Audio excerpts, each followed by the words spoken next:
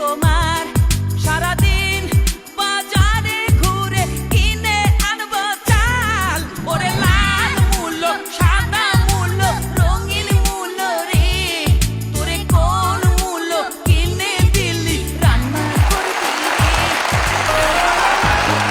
আরে মাছ কিনবো কি, মাছের যা দাম কেনার জো আছে।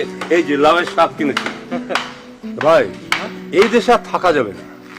মানুষের ইমান আমান বলতে কিচ্ছু নেই। কেন, কি সমস্যা হলো? এই যে হাজার হাজার টাকা মার্কেটে, এর মধ্যে কোনটা আসল আর কোনটা নকল আমাদের মতো সাধারণ মানুষ কি করে বুঝি বলেন তো? কি হয়েছে বলবেন তো? দেখেন, আমি একজন সোজা সাপটা মানুষ। আরে 500 টাকার একটা নোট দিলাম তরকারিওয়ালাকে, তরকারিওয়ালা ভাঙতির সাথে 100 টাকার একটা জাল নোট দিয়ে দিল। বলেন কি? তা আপনি দেখে নেবেন না? আরে ভাই, আমি কি আর আসল নকল চিনি? তা লোকটার একটা বিবেচনা থাকবে না? তা তো অবশ্যই। কই দেখি জাল নোটটা একটু দেন তো। ওটা তো মুদির দোকানে চালিয়ে দিয়ে এলাম। বলেন কি? হ্যাঁ।